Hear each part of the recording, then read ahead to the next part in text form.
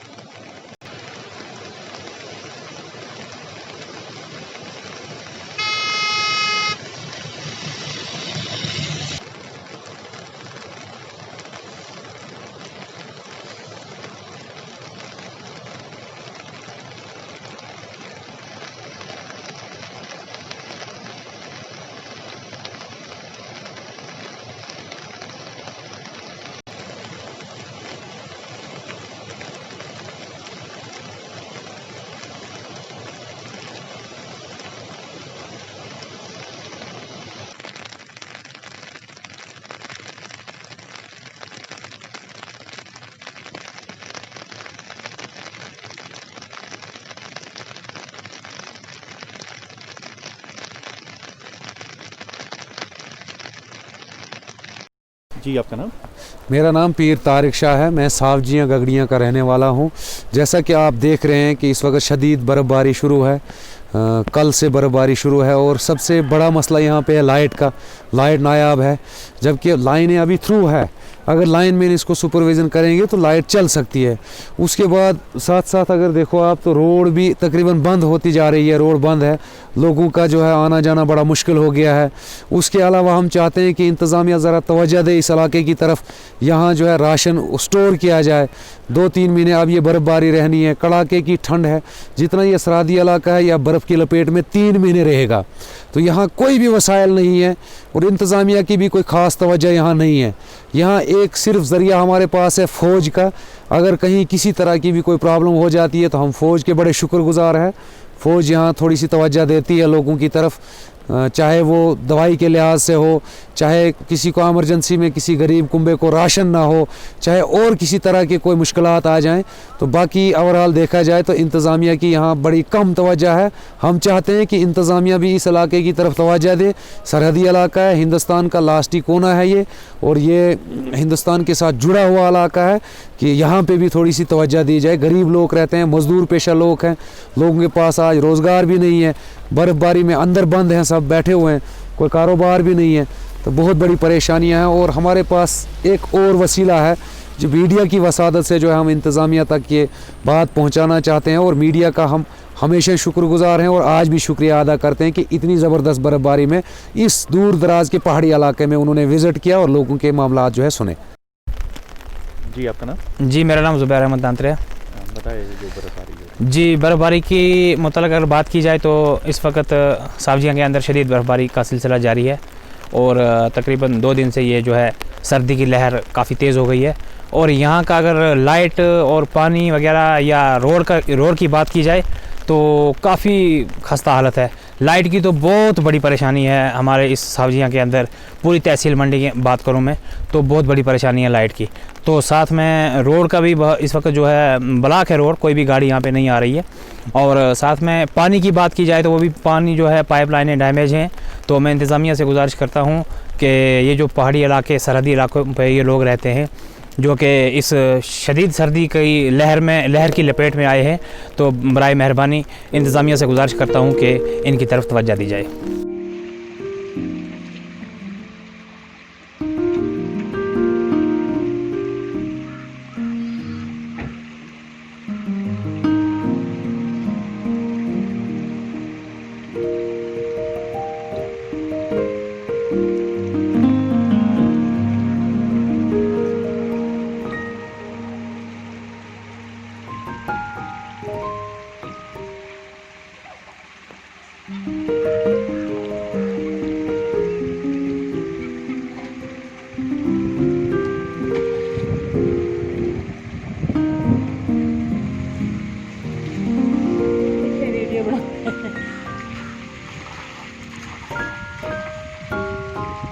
जैसा कि किस तरीके से ये नई पॉलिसी आएगी और वो लोग इसका लाभ उठाने के लिए इंतजार कर रहे थे। इसमें जैसे बताया गया कि नए इन्वेस्टमेंट्स के लिए इंसेंटिव्स की बात की गई है, दोनों मैन्युफैक्चरिंग और सर्विस सेक्टर के लिए, बट साथ ही साथ जो एग्जिस्टिंग यूनिट्स हैं उनका भी ख्याल रखा गया है। हम लोग इंडस्ट्री एसोसिएशंस के साथ मीटिंग्स करेंगे इंडस्ट्री डिपार्टमेंट की तरफ से, उन लोगों के साथ इसको कैसे साथ मिलके इम्प्लीमेंट करना है, क्योंकि ये कोई गवर्नमेंट की ऐसी स्कीम नहीं है कि बस गवर्नमेंट ने करना है। इसमें इंडस्ट्री के लोगों को सामने आना पड़ेगा। जो सजेशंस होंगे कि सिस्टम कितना सिंप्लीफाइड हो, कितना इजी हो, ताकि इस स्कीम का फ़ायदा उठाया जा सके, उनके साथ बैठ के हम इसको इम्प्लीमेंट करेंगे। बहुत विस्तार में सारी डिटेल्स आपके सामने रखी गई। हम राइटिंग में भी इसके डिटेल्स सर्कुलेट करेंगे आपके साथ।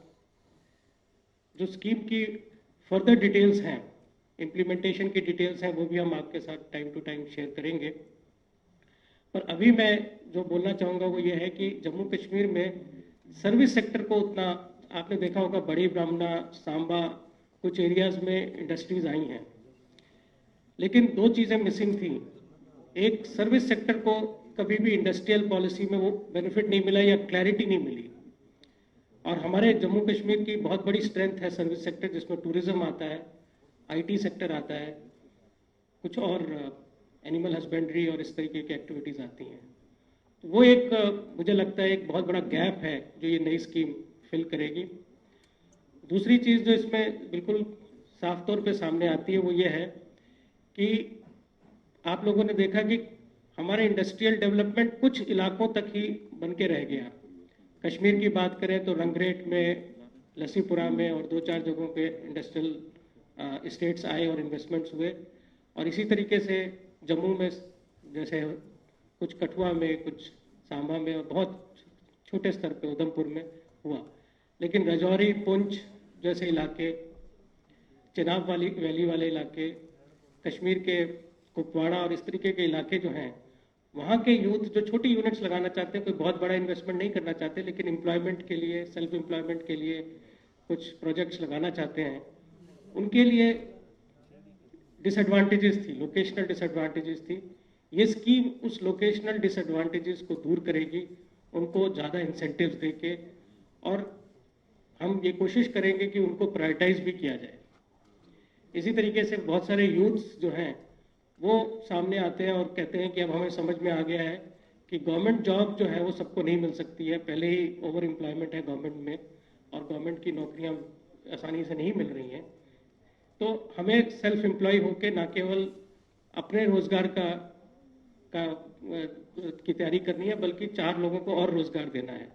तो इस डायरेक्शन में जो मिशन यूथ का भी काम चल रहा है, एंटरप्रेन्योरशिप डेवलपमेंट का काम चल रहा है, उससे रिलेटेड स्किल डेवलपमेंट का काम चल रहा है, उसकी कन्वर्जेंस भी जो है वो हम इस स्कीम के साथ लाएंगे, ताकि ये स्कीम 2037 तक है, यानी कि 17 साल के जो ड्यूरेशन में हम ये उम्मीद करते हैं, बल्कि ये उम्मीद करते हैं इसी डिकेड में, इस अगले 9 साल में, इस डिकेड में हम यहाँ के यूथ को एक नई इकोनॉमिक विजन दे सकें, एक नई इकोनॉमिक एनर्जी दे सकें, जिसमें उनका इंगेजमेंट हो, प्रोडक्टिविटी बढ़े, एम्प्लॉयमेंट मिले, और हमारे यूथ कहीं पे भी टैलेंट में कोई कमी नहीं है। आज कश्मीर के यूथ, जम्मू के यूथ हमने देखा है आईटी सेक्टर में आगे आ रहे हैं, छोटे छोटे मैन्युफैक्चरिंग के आइडियाज़ लेके सामने आ रहे हैं, स्टार्टअप्स के आइडियाज़ हमारे सामने आ रहे हैं। इस तरीके की स्कीम जो उनको इंसेंटिवाइज करेगी, तो मुझे उम्मीद है कि एक नई दिशा जम्मू कश्मीर को मिलेगी। क्योंकि स्कीम के सारे डिटेल्स बताए जा चुके हैं, इससे ज़्यादा डिटेल जानकारी अगर आपको चाहिए तो आप लोग मेरे साथ कभी भी संबंध कर सकते हैं। आप लोगों से सबसे बीच बीच में मिलना होता रहता है, और इसके अलावा कोई सवाल होंगे तो उसके जवाब दिए जाएंगे। Thank you. श्रीनगर के एचएमटी इलाके में फिर से फर्जी झड़प की बात हो रही है, फेक एनकाउंटर की। लवाहिकीन कह रहे हैं कि उनके लाख्ती जिगर, क्या इंतजाम या गवर्नर इंतजाम या संजीदा है इस मसले को हल करने में? देखिए, एक तो मैं चाहता नहीं था कि आज इस तरह के मसलों की बात करूं, लेकिन एक बात मैं पूरी जिम्मेदारी से आश्वस्त करना चाहता हूं कि अगर संदेह कहीं हुआ तो जरूर जांच कराई जाएगी। लेकिन जम्मू कश्मीर एक सेंसिटिव यूटी है, सेंसिटिव स्टेट है, तो फोर्सेस का मनोबल गिराया जाए, मैं समझता हूं कि इस दोनों के फाइन बैलेंस को बराबर ध्यान में रखना होगा। और सारे तथ्य हमारे पास आए हैं, मैं खुद विचार कर रहा हूं, और समय आने पर आपको उचित जवाब मिलेगा। सतह पर उसकी क्या गारंटी है? देखिए, आगे आगे होता है क्या, मैंने विस्तार से बताया था कि 2002 में पहली बार इंडस्ट्रियल पॉलिसी आई है, 2020 में हम लोग खड़े हैं। मोटे तौर पर 18 साल हो गया, 1100 कुछ करोड़ रुपया इंसेंटिव मिला था, और ये 17 साल में 28,400 करोड़ इंसेंटिव मिल रहा है।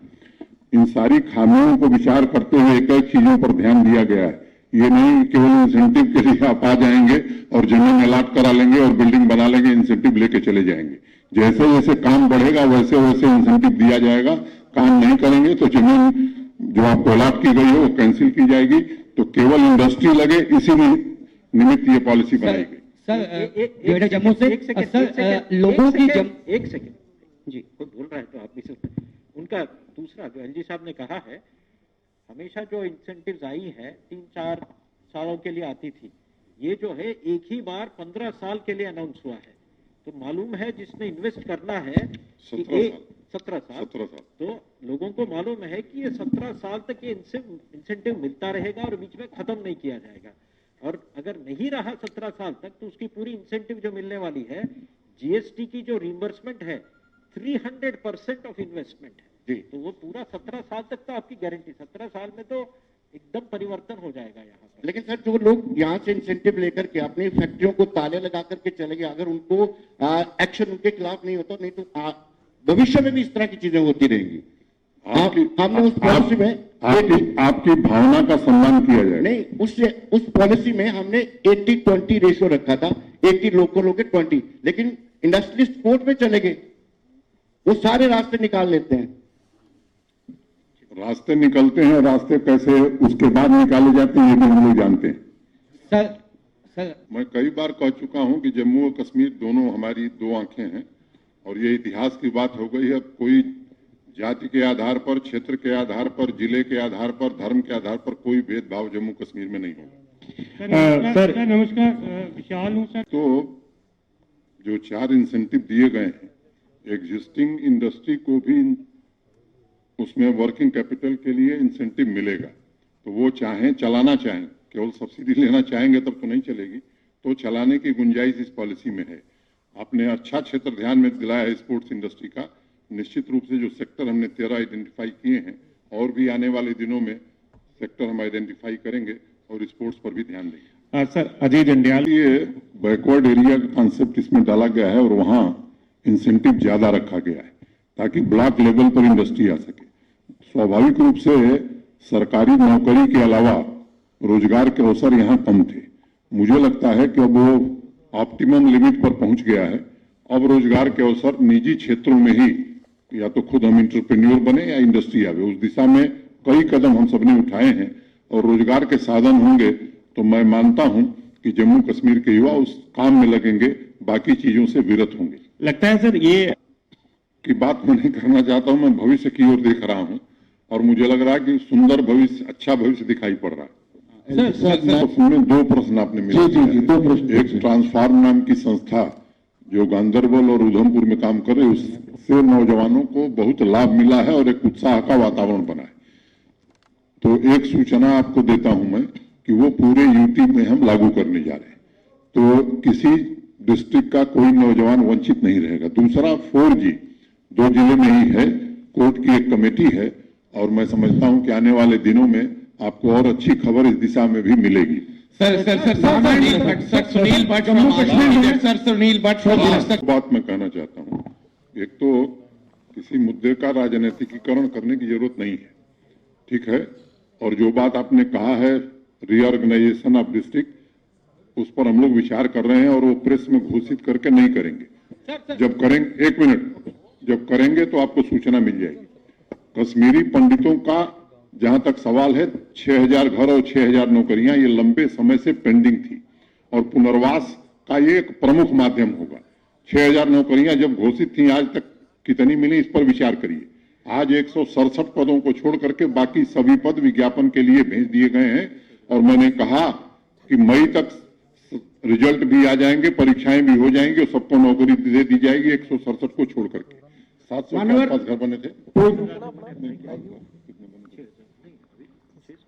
600 घर 6000 में बने थे अब तक। कितने साल में मैं बताने की जरूरत नहीं, आप इससे बेहतर जानते हैं। 3500 के टेंडर कर दिए गए हैं, बाकी के लिए जमीन चिन्हित कर ली गई है और उसके भी टेंडर हम कर लेंगे। तो ये जो टेंडर हो गए आने वाले 18-19 महीने में और बाकी 2 साल में बना करके वो दे दिए जाएंगे। तीसरी बात, उनके सभी संगठनों से मैं मिलता रहा हूं, मैं लगातार उनसे बातचीत करता रहा हूं और उनके पुनर्वास के लिए जो भी आवश्यक होगा वो किया जाएगा। Thank you. सर